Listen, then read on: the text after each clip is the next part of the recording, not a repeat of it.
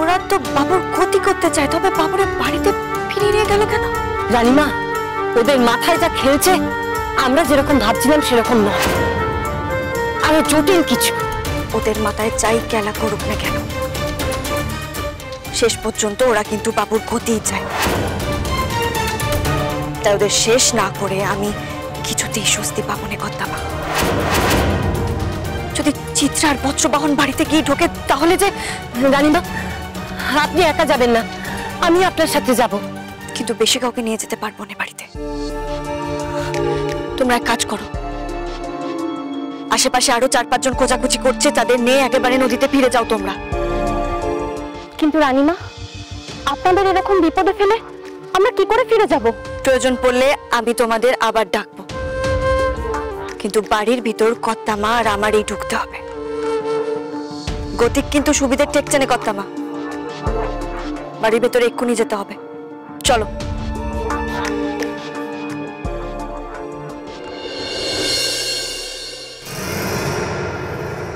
কিঞ্জল, পঞ্চমীর কোনো খবর পেলে? কখন থেকে তোকে ফোন করে যাচ্ছিলাম, কিছুতেই পাচ্ছি না। বড্ড চিন্তা হচ্ছিল, আবার যদি কাল লাগে।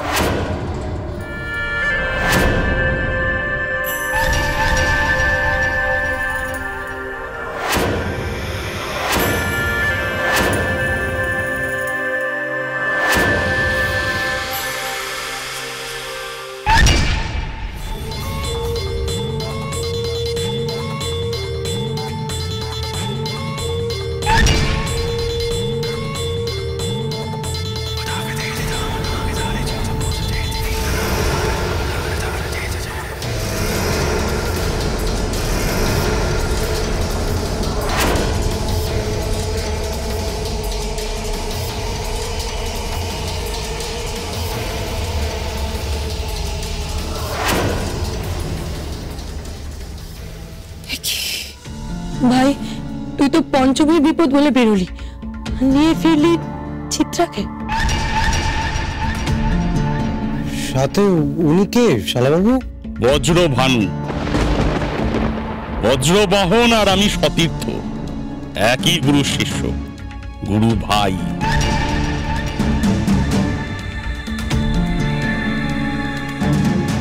ও জেঠিমণি, মানেটা বুঝলে তো? একই গাছের ফল। তা ভালো, এখানে কি মনে করে? আর যথা সময় আমি না পৌঁছলে কিঞ্জল আর চিত্রার ভবলীলার সাঙ্গ হয়ে যেত।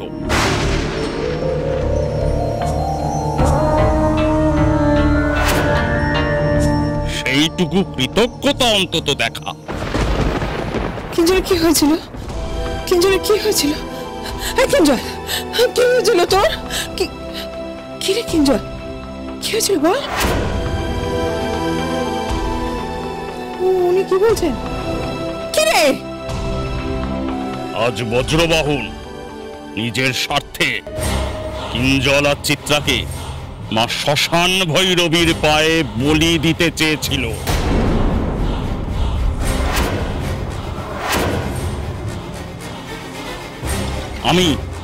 আমি বজ্রভানু নিজের প্রাণের ঝুঁকি নিয়ে, প্রাণের পরোয়া না করে ওদের দুজনকে বাঁচিয়েছি। না, ধন্যবাদ চাই না, শুধু মনে মনে আমার উদ্দেশ্যে একটু কৃতজ্ঞতা প্রকাশ করুন।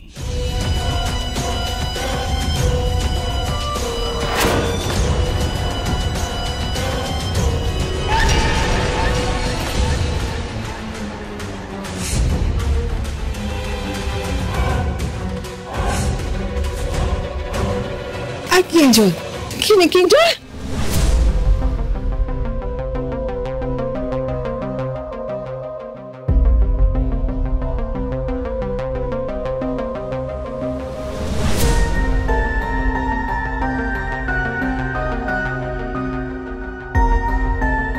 দেখুন, আমার গুরু ভাই অন্যায় করছিল বলে আমি তো আর দাঁড়িয়ে দাঁড়িয়ে সেটা দেখতে পারি না, না?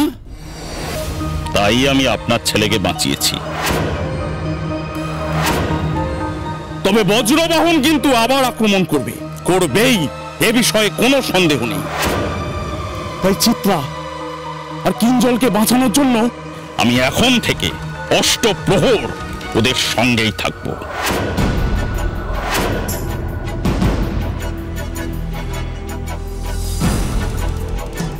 তাহলে আমার ঘরটা কোন দিকে?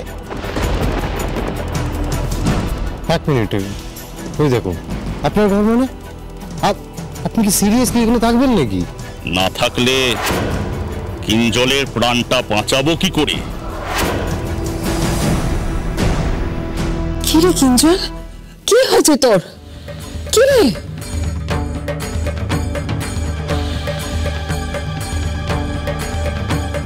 হ্যাঁ কিঞ্জল, চিত্রা যে কান লাগেনি সেটা তো পঞ্চমী প্রমাণ করে দিয়েছিল। তারপরও তুই চিত্রার এই নতুন তান্ত্রিকটাকে কোত্থেকে নিয়ে এলি? হ্যাঁ, চিত্রাকে তোমরা শুধু শুধু সন্দেহ করছো। চিত্রাকে ডিভোর্স দিতে চাওয়াটা আমার ভুল ছিল। চিত্রা ভালো।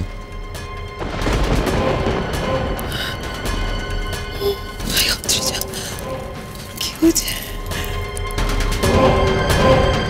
ভাই? তুই কি বলছিস? কি চিত্রা যে উকিল ম্যাডামকে ছবল মেরেছে এটা তো প্রমাণ হয়েই গেছে। বজ্রবাহন ওকে বশ করে রেখে ওকে দিয়ে অনিষ্ট করিয়েছিল। চিত্রা কোনো ভুল করেনি। চিত্রা নির্দোষ। তাই চিত্রাকে কোনো শাস্তি দেওয়া যাবে না। চিত্রাই আমার প্রথম এবং শেষ ভালোবাসা।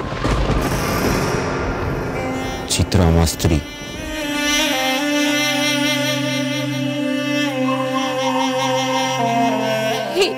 এসব কি বলছিস তুই কিঞ্জল? তুই তো চিত্রাকে ডিভোর্স দিবি বলে উকিলকে দিয়ে চিত্রার সই নেওয়ালি। আরে কিঞ্জল ভুল করেছিল, মানুষ মাত্রই তো ভুল হয়। কিঞ্জল নিজের ভুল শুধরে নিয়েছে, এবার আপনারাও আপনাদের ভুল শুধরে নিন।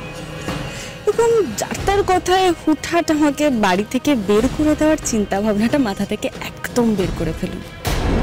আমি কিন্তু কিঞ্জলের মঙ্গলের জন্যই বাড়িতে ফিরে এসেছি। আমি তো কিছুই বুঝতে পারছি না, এই কয়েক ঘন্টার মধ্যে এমন কি হয়ে গেল যে সারা তুমি একদম 180 ডিগ্রি ঘুরে গেলে। কি হলো বলো তো কেসটা? দাঁড়াও দাঁড়াও, কিঞ্জল পঞ্চমী কোথায়? ও পঞ্চমীর খোঁজ পরে নেবে।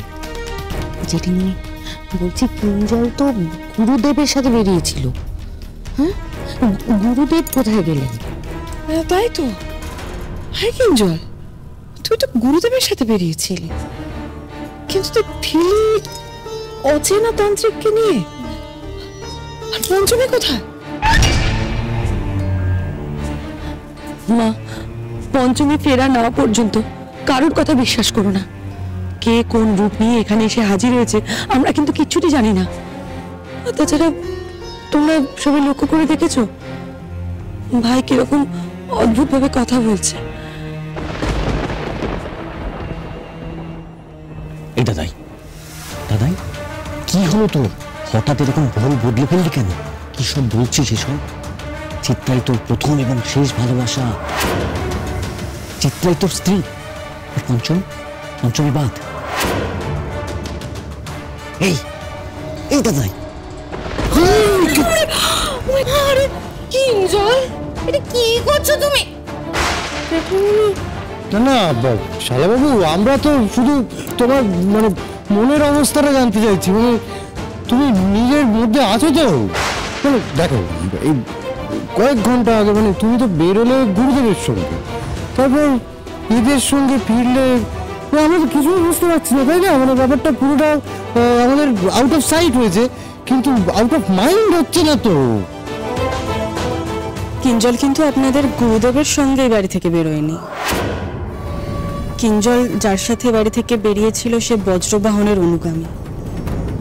আপনাদের গুরুদেবের রূপ ধরে বাড়িতে এসে কিঞ্জলকে নিয়ে বেরিয়েছিল।